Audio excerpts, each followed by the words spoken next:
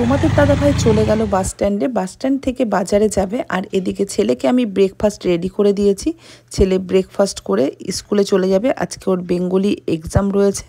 এর মধ্যে দেখো গাড়িও চলে এসেছে। ছেলে যাওয়ার পরে আমি ঢুকবো রান্নাঘরে, যেহেতু আজকে মাকে একটু দেখতে যেতে হবে, সেই কারণের জন্য আমি তাড়াহুড়া করে রান্নাটা কোনো রকম সারবো। সেরে তারপরে কিন্তু বেরিয়ে পড়বো হসপিটাল যাওয়ার জন্য। Hello everyone, welcome back to my channel. চলে এসেছি আমি পিউ ফ্রম দুর্গাপুর। সবাই কেমন আছো? আশা করছি সকলেই ভালো আছো।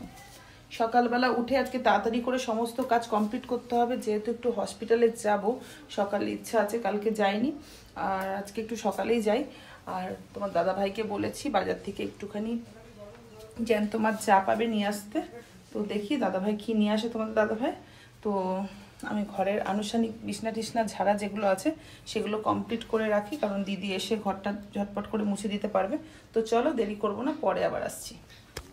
ছেলে প্রতিদিন মাছ ধরে আর বলে যে মা আজকে একটু রান্না করবে, তো করা হয় না, দিয়ে দিই।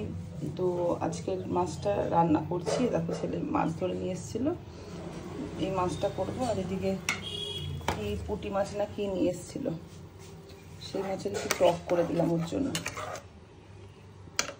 এদিকে হসপিটালে যাবো বলে মাছ নিয়ে এসছে তোমাদের দাদাভাই মায়ের জন্য।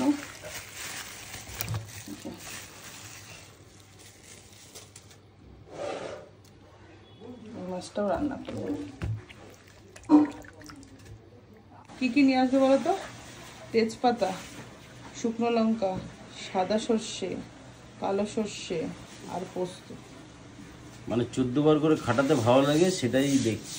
বেশি বকুন, আর একটা টক দই নিয়ে আসবে সাথে। তখন আসলাম বাস স্ট্যান্ড থেকে, তখন বলতে পারো না? যাও না, কাকিমা বুঝছি গো। কাকিমার না, দিদি বলবা। কাজ করছে বাইরে।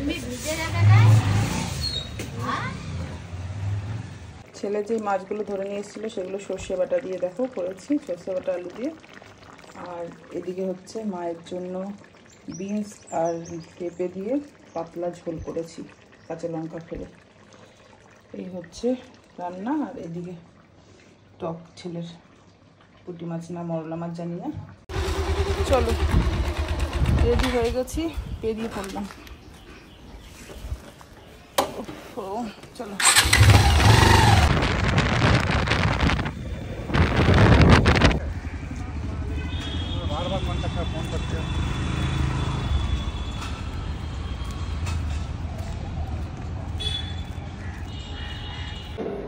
চলো চলে এসেছি ভিতরে। গিয়ে আজকে ক্যামেরা নাও করতে পারি, ক্যামেরা করার প্রবলেম যদি হয় তো। একদম পারফেক্ট টাইমে এসেছি, মাও খেতে বসবে সেই মুহূর্তে ঢুকেছি। দিদিও বাড়ি থেকে কি কি যেন রান্না করে বেশ পাঠিয়েছে। আর আমি নিয়ে গেছিলাম কই মাছ আর উচ্ছে সিদ্ধ। তো মা বলল শুধু মাছটা দে, মাছটা খাই। কালকে একদমই খেতে পারিনি, আজকে খেতে দেখে সত্যি ভীষণ ভালো লাগছে গো। কালকে ভাত খেতে পারবি? আমি এসেছিলাম তখন একটুখানি ভাত নিয়েছিল, এইবার খেতে চলে গেল। দিয়ে আমার বলছে আর খাবো না, তারপরে ইয়ে করে দেয়। ঠিক আছে, একটু অল্প অল্প করে খাবে, একদম অল্প। ভূম তুই থাকবি এখন? চলো টাটা, টেনশন করবে না। আর ভূমি অসুবিধা হলে অবশ্যই ফোন করে দিস আমাকে।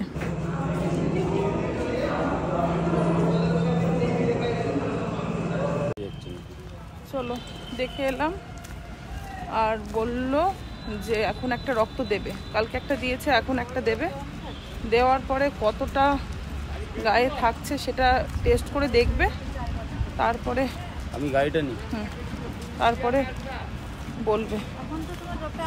চলো বাড়ির দিকে রওনা দিই।